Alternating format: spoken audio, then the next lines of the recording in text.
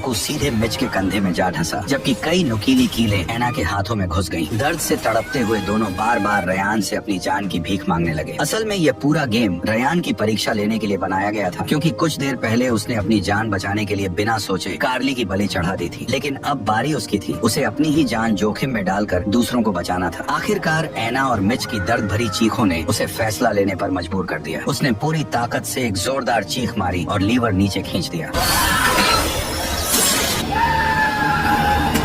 आखिरकार उसने अपनी एक टांग देकर अपने दोनों साथियों की जान बचा ली। उधर दूसरी तरफ पुलिस की जांच अब भी किसी नतीजे तक नहीं पहुंची थी। इसी बीच उन्हें कार्ली की लाश भी बरामद हो गई। जांच के दौरान पुलिस को दोनों बॉडीज के नाखूनों में फंसे कुछ ब्लड सैंपल मिले। मामला गंभीर था, इसलिए उन्हें तुरंत डीएनए टेस्ट के लिए भेज दिया गया। लेकिन जब रिपोर्ट सामने आई तो उसे देखकर पूरे पुलिस डिपार्टमेंट में डर का माहौल छा गया, क्योंकि वह डीएनए सिर्फ एक ही इंसान से मैच कर रहा था, जॉन क्रेमर। ये देखकर इंस्पेक्टर का शक और गहरा हो गया। उसे लगने लगा कि कातिल उसके आसपास ही मौजूद है। इंस्पेक्टर को सबसे ज्यादा शक फोरेंसिक लैब में काम करने वाली एलेनोर पर गया, क्योंकि वह जॉन क्रेमर के ट्रैप्स की हद से ज्यादा दीवानी थी। इसीलिए इंस्पेक्टर ने बिना उसे भनक लगे उस पर नजर रखना शुरू कर दिया। जांच के दौरान उन्हें एलेनोर का एक सीक्रेट वर्कशॉप भी मिला, जहां जॉन क्रेमर के कई मशहूर ट्रैप्स की हूबहू कॉपी बनाई गई थी। ये देखकर इंस्पेक्टर का शक और गहरा हो गया। अब उसे पूरा यकीन होने लगा था कि एलेनोर का इस नए कातिल से कोई न कोई संबंध जरूर है। उधर गोदाम में बचे हुए तीनों लोग फिलहाल सुरक्षित थे। जब एना रयान के जख्म पर पट्टी बांध रही थी, तभी मिच की नजर ट्रैक्टर के बोनट के नीचे रखे एक टेप रिकॉर्डर पर पड़ी। उसने बिना देर किए उसे प्ले कर दिया। अचानक एक और खतरनाक जाल एक्टिव हो गया। अगले ही पल रस्सियों ने उसे उल्टा हवा में लटका दिया और तभी टेप रिकॉर्डर में उसके गुनाहों की असली सच्चाई गूंजने लगी। कातिल ने बताया कि मिच ने सिर्फ आधा सच कबूल किया था। जिस मोटरसाइकिल को उसने उस लड़के को बेचा था, उसका सिर्फ एक नहीं बल्कि दोनों ब्रेक पूरी तरह फेल थे। लेकिन ज्यादा पैसों के लालच में उसने यह बात जानबूझकर छिपा ली और उसी धोखे की वजह से उस लड़के की एक्सीडेंट में दर्दनाक मौत हो गई। लेकिन सबसे चौंकाने वाली बात यह थी, जिस लड़के की मौत उस खराब बाइक की वजह से हुई थी, वह कोई और नहीं बल्कि उस कातिल का अपना भतीजा था। ये सच पता चलते ही मिच के होश उड़ गए। जिस बाइक ने उसके भतीजे की जान ली थी, कातिल ने उसी के इंजन को एक जानलेवा श्रेडर मशीन में बदल दिया था। और अब मिच की मौत भी उसी तरह दर्दनाक होने वाली थी। लेकिन फिर भी कातिल ने उसे बचने का एक आखिरी मौका दिया। उसने बताया कि मिच को बस सही समय पर श्रेडर मशीन के अंदर लगे ब्रेक लीवर को पकड़ना है। अगर वह ऐसा कर लेता है तो मशीन तुरंत रुक जाएगी और उसकी जान बच जाएगी। लेकिन इतनी तेज रफ्तार से घूमती मशीन के बीच ऐसा करना लगभग नामुमकिन था। यह देखकर एना से रहा नहीं गया। उसने तुरंत पास पड़ी एक लोहे की रॉड उठाई और उसे मोटरसाइकिल के पहिए में फंसा दिया। कुछ सेकंड के लिए मशीन सचमुच रुक गई। ये देखकर एना को लगा कि शायद अब वो बच जाएगा, लेकिन अगले ही पल रॉड टूट गई और मशीन पहले से भी ज्यादा तेज रफ्तार से घूमने लगी। इस बार मिच के पास बचने का कोई मौका नहीं रहा।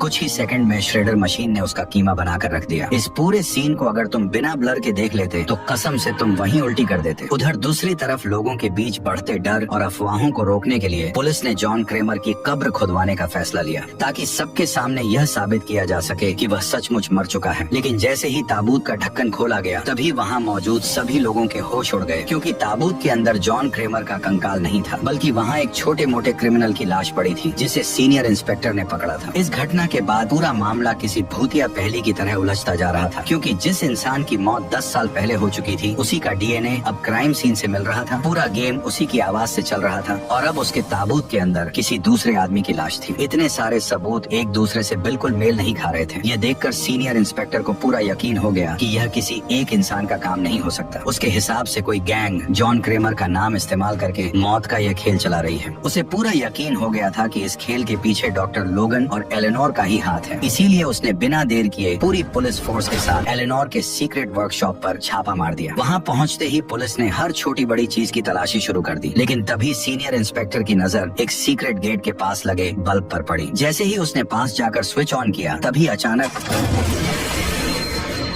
दरअसल जो लाश नीचे गिरी थी वह किसी और की नहीं बल्कि मिच की थी। लेकिन उससे भी ज्यादा डराने वाली बात यह थी कि मौत का यह खेल अभी खत्म नहीं हुआ था, क्योंकि एना और रयान अभी भी जिंदा थे। एना समझ गई कि अगर यहाँ से निकलना है तो उसे ही कुछ करना होगा, इसलिए वो फावड़ा उठाकर दरवाजा तोड़ने की कोशिश शुरू कर दी। काफी मशक्कत के बाद दरवाजा थोड़ा सा खुल गया। उसे लगा कि आखिरकार वो इस मौत के खेल से बच निकली है। लेकिन तभी अचानक सुअर का मुखौटा पहने एक शख्स ने पीछे से हमला करके एना को बेहोश कर दिया। जब एना की आंख खुली तो उसने देखा कि वो और रयान रयान दोनों जंजीरों में बंधे हुए थे और उनके सामने जो शख्स खड़ा था उसे देखकर दोनों के पैरों तले जमीन खिसक गई, क्योंकि वह कोई और नहीं बल्कि 10 साल पहले मर चुका जॉन क्रैमर था। एक पल के लिए ऐसा लगा मानो समय ही रुक गया हो। किसी के लिए भी इस बात पर यकीन करना नामुमकिन था कि जॉन क्रैमर फिर से जिंदा कैसे हो सकता है, लेकिन अगले ही पल उसने दोनों के गुनाह गिनाने शुरू कर दिया। उसने बताया कि स्कूल के दिनों में रयान ने शराब पीकर गाड़ी चलाई थी, जिसकी वजह से एक भयानक एक्सीडेंट हुआ और उसके दोस्त की जान चली गई। लेकिन उसने बड़ी चालाकी से अपनी पूरी गलती मर चुके ड्राइवर के सिर पर डाल दी। उधर ऐना का गुनाह इससे भी ज्यादा डरावना था। उसने अपनी ही मासूम बेटी के लगातार रोने से तंग आकर तकिए से उसका दम घोंट दिया और उस मासूम की मौत का पूरा इल्जाम अपने ही पति पर डाल दिया, जिसकी वजह से उसके पति ने गिल्ट में आकर आत्महत्या कर ली। लेकिन अब दोनों की सजा भुगतने का समय आ चुका था। हर बार की तरह इस बार भी जॉन ने उन्हें मारने से पहले एक आखिरी मौका दिया। उसने अपनी शॉटगन उठाई, जेब से एक गोली निकाल कर दिखाई और बोला, ये आजादी की चाबी है।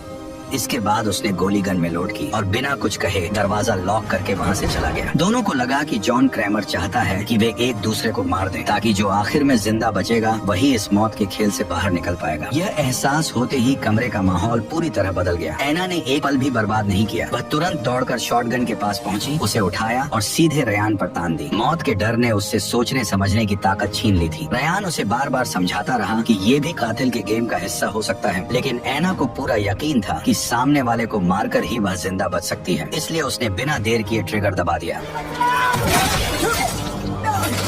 असल में उस शॉटगन का डिजाइन उल्टा बनाया गया था, जिस वजह से गोली सामने जाने की बजाय पलटकर सीधे उसी की तरफ चल गई और वह वहीं मारी गई। हालांकि रयान बच तो गया, पर वो पूरी फिल्म का सबसे बदनसीब इंसान बन गया। उसे पता चला कि हथकड़ी की चाबी उसी गोली के अंदर छिपी हुई थी, जो धमाके के साथ अब 2 टुकड़ों में टूट चुकी थी। उसी पल उसे जॉन की वह बात याद आई, ये आजादी की चाबी है। अब उसे एहसास हुआ कि उसने कितनी बड़ी गलती कर दी है। उधर दूसरी तरफ एलेनोर को आखिरकार उस फार्म हाउस का पता मिल गया, जहाँ यह पूरा खूनी खेल खेला जा रहा था। इसलिए वो लोगन को लेकर वहाँ पहुँच गई, ताकि वे इस केस को सबसे पहले सुलझाकर हीरो बन सके। लेकिन उन्हें जरा भी अंदाजा नहीं था कि सीनियर इंस्पेक्टर चुपचाप उनका पीछा कर रहा था। जल्द ही तीनों आमने सामने पहुँच गए, जहाँ इस पूरे खूनी खेल का आखिरी फैसला होने वाला था। लेकिन इंस्पेक्टर अब भी यही मान रहा था कि लोगन और एलेनोर ही असली कातिल हैं। इसलिए उसने बिना देर किए दोनों पर बंदूक तान दी। हालात इतने बिगड़ चुके थे कि किसी भी पल गोली चल सकती थी। लोगन ने तुरंत खुद को बचाने की कोशिश की, लेकिन इंस्पेक्टर ने एक ही बार में उसे बेहोश कर दिया। इसके बाद वह एलेनोर के पीछे दौड़ पड़ा, लेकिन तभी अचानक पीछे से एक रहस्यमयी शख्स आया और उसने इंस्पेक्टर पर हमला करके उसे भी बेहोश कर दिया। जब लोगन और इंस्पेक्टर की आंख खुली तो उन्होंने खुद को एक बिल्कुल नई जगह पर पाया। उनके गले में हाईटेक लेजर कॉलर बंधे हुए थे। तभी एक बार फिर जॉन क्रैमर की आवाज गूंज उठी। उसने ऐलान किया कि यही इस खेल का आखिरी राउंड है और जिंदा वही बचेगा जो अपना गुनाह कबूल करेगा। इतना सुनते ही हेलोरन ने बिना एक पल गवाए लोगन वाला बटन दबा दिया। वह सबसे पहले लोगन से उसका गुनाह कबूल करवाना चाहता था। अगले ही पल उसके गले में लगा कॉलर एक्टिव हो गया। उसके अंदर से कई तेज लेजर ब्लेड धीरे धीरे बाहर निकलने लगी। मौत को इतना करीब देखकर लोगन पूरी तरह घबरा गया और आखिरकार उसने अपना गुनाह कबूल कर लिया। उसने बताया कि कई साल पहले अस्पताल में इंटर्नशिप के दौरान गलती से उसने जॉन क्रैमर की एक्सरे रिपोर्ट दूसरे मरीज की रिपोर्ट से बदल दी थी। इसी वजह से जॉन के कैंसर का सही समय पर इलाज नहीं हो सका और उसकी बीमारी लगातार बढ़ती चली गई। जैसे ही लोगन ने अपना गुनाह कबूल किया, तभी लेजर कॉलर अचानक एक्टिव हो गया और देखते ही देखते उसकी गर्दन कट गई। अब बारी सीनियर इंस्पेक्टर की थी। जैसे ही वह ट्रैप में फंसा, उसके ऊपर लगा लेजर सिस्टम एक्टिव हो गया। तेज लेजर बीम धीरे धीरे छत को काटती हुई उसकी तरफ बढ़ने लगी। मौत को अपनी आंखों के सामने देखकर इंस्पेक्टर पूरी तरह घबरा गया। उसने तुरंत एक एक करके अपने सारे गुनाह कबूल करने शुरू कर दिए। लेजर सिस्टम बंद होते देख इंस्पेक्टर को लगा कि वह यह गेम जीत चुका है, लेकिन असली ट्विस्ट तो अब शुरू होने वाला था। असल में जिसे सब लोग मरा हुआ समझ रहे थे, वही लोगन धीरे धीरे खून के तालाब से उठकर खड़ा हो गया। तब पता चला कि उसकी गर्दन पर लगा लेजर कॉलर असल में नकली था। उसके अंदर सिर्फ नकली खून से भरी एक ब्लड पैक लगी हुई थी। यह पूरा नाटक सिर्फ इंस्पेक्टर से उसके गुनाह कबूल करवाने के लिए रचा गया था। इसके बाद लोगन ने वो सच उजागर किया जिसने पूरी फिल्म ही पलट कर रख दी। असल में फिल्म के डायरेक्टर ने हम सबको गुमराह किया था, क्योंकि जो गोदाम वाला खेल हम अब तक देख रहे थे वह वर्तमान में नहीं चल रहा था। इतना कहकर लोगन ने अपने बगल में मौजूद एक दरवाजा खोल दिया। दरवाजे के अंदर रयान और ऐना की लाशें पड़ी थी, जो कब की सड़कर कंकाल बन चुकी थी। यही पूरी कहानी का सबसे बड़ा राज खुला। जिन 5 लोगों का गेम हम अब तक देख देख रहे थे वो पूरे 10 साल पहले हुआ था और उस गेम को खुद जॉन क्रेमर ने डिजाइन किया था, जो उसकी मौत से पहले खेला गया आखिरी गेम था। डायरेक्टर ने पैरेलल टाइमलाइन की शानदार एडिटिंग से पूरे समय ऑडियंस को धोखे में रखा। तभी लोगन ने अपना असली राज भी बताया। दरअसल वह वही आदमी था जो पहले गेम की शुरुआत में बेहोश था। उस वक्त जॉन ने आखिरी पल में उसकी जान बचा ली थी, क्योंकि उसका मानना था कि लोगन से वो गलती अनजाने में हुई थी, इसलिए वह मौत डिजर्व नहीं करता था। उसी दिन से लोगन जॉन क्रेमर का पहला स्टूडेंट बन गया। दोनों ने मिलकर कई सारे खतरनाक ट्रैप्स तैयार किए। 10 साल बाद लोगन ने अपनी पत्नी का बदला लेने के लिए ये पूरा खेल प्लान किया, क्योंकि उसकी पत्नी की हत्या हेलोरन द्वारा बचाए गए एक क्रिमिनल ने की थी। इसी वजह से उसने 3 अपराधियों को चुनकर ये पूरा मौत का खेल रचा। उसने 10 साल पहले खेले गए उसी गेम को हूबहू दोबारा तैयार किया। ताबूत में रखी लाश से लेकर एलेनोर को मोहरे की तरह इस्तेमाल करने तक सब कुछ उसकी प्लानिंग का हिस्सा था। अब पूरा सच इंस्पेक्टर के सामने आ चुका था और अब बारी थी उसके अपने गुनाहों की कीमत चुकाने की। लोगन ने बिना एक पल गंवाए आखिरी स्विच दबा दिया। अगले ही पल ट्रैप पूरी तरह एक्टिव हो गया।